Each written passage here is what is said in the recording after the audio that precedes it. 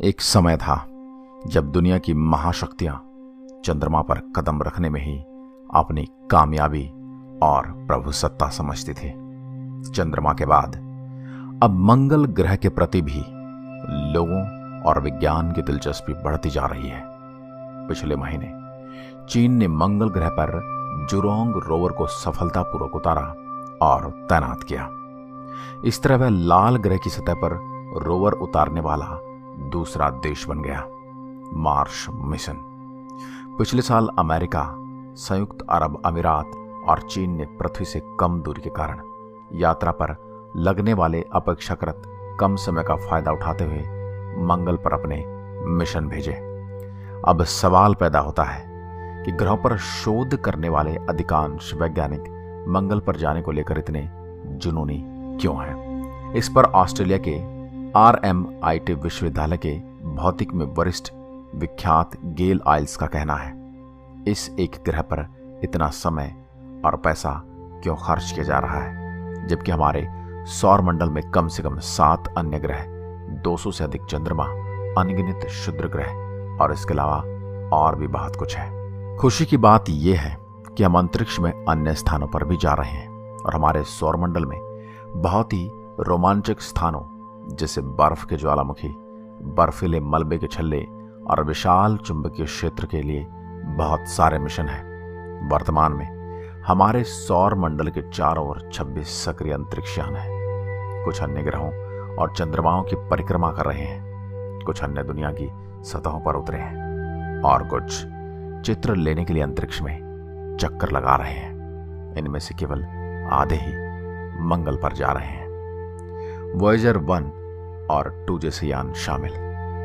इन 26 अंतरिक्षयान में दीर्घकालिक मिशन पर निकले वॉयेजर 1 और 2 जैसे यान शामिल हैं, जो पिछले 40 से अधिक वर्षों से काम कर रहे हैं और अब सौरमंडल को छोड़कर कहीं तारों के बीच विचरण कर रहे हैं। और इनमें कुछ ऐसे अंतरिक्षयान भी हैं जिनके बारे में हम कम जानते हैं, लेकिन इनके बारे में जानना दिलचस्प है।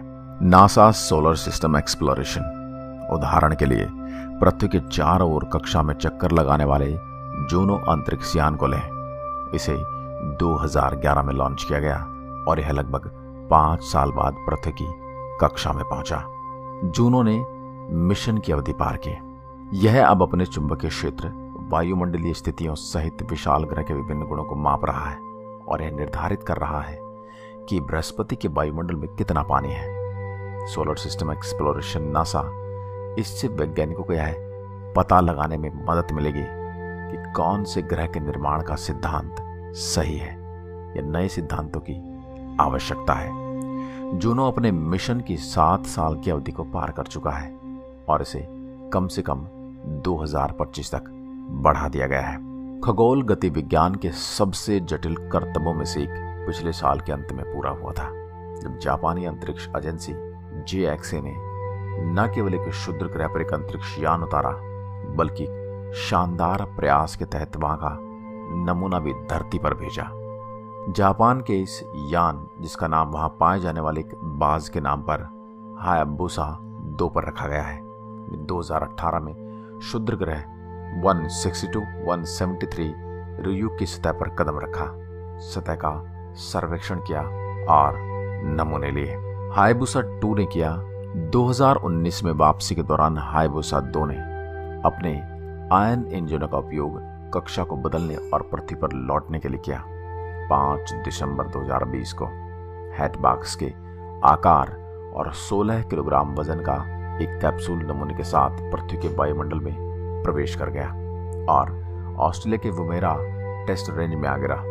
इधर JXA ने रुयुग क्षुद्र ग्रह से एकत्रित चट्टान और धूल का विश्लेषण शुरू कर दिया है और उधर हायाबुसा 2 एक बार फिर अपनी यात्रा पर है और इस बार वह दूसरे क्षुद्र ग्रह 1998 KY से मुलाकात करने की ठान कर निकला है। कुछ ऐसे भी ग्रह हैं जिन्हें ग्रहों के मिशनों की सूची में सबसे पहले शामिल किया गया था। ये ऐसे अंतरिक्षयान हैं जो हमारे सौर मंडल के भीतर गुरुत्वाकर्षण कुओं में फंस गए हैं। ये कक्षाओं में विशेष स्थान पर होते हैं जिन्हें लैग्रेंजियन बिंदु कहा जाता है और जो 2 अंतरिक्ष पिंडों के बीच गुरुत्वाकर्षण के लिहाज से संतुलन का काम करते हैं और हेलियोस्फेरिक वेधशाला पृथ्वी और सूर्य के बीच लैग्रेंजियन बिंदु के करीब मौजूद 4 अंतरिक्ष यान में से एक है, जो पृथ्वी से लगभग 15 लाख किलोमीटर दूर है।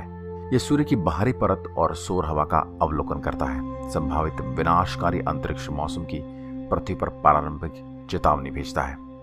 अब हमारे एक लड़ाकू पड़ोसी ग्रह शुक्र की बात करते हैं। सतह पर बढ़ते तापमान और दबाव के बावजूद नासा ने हाल ही में शुक्र और उसके वातावरण की उत्पत्ति का पता लगाने के लिए 2 बड़े मिशनों के लिए धन की मंजूरी दी है। ऊपरी वायुमंडल में फास्फिन गैस की खोज ने जीवन वैज्ञानिकों को यह विश्वास दिलाया है कि अधिक ऊंचाई वाले, अधिक रहने योग्य और ठंडे तापमान पर जीवन मौजूद हो सकता है। जीवन की तलाश जारी है। मंगल ग्रह पर इंजॉनिटी हेलीकॉप्टर की सफल उड़ान से उत्साह बढ़ाया गया है। ये दूसरी दुनिया में किसी भी संचालित विमान की पहली उड़ान है। नासा का ड्रैगन फ्लाई मिशन शनि के बर्फीले चंद्रमा टाइटन के वातावरण में एक ड्रोन उड़ाएगा।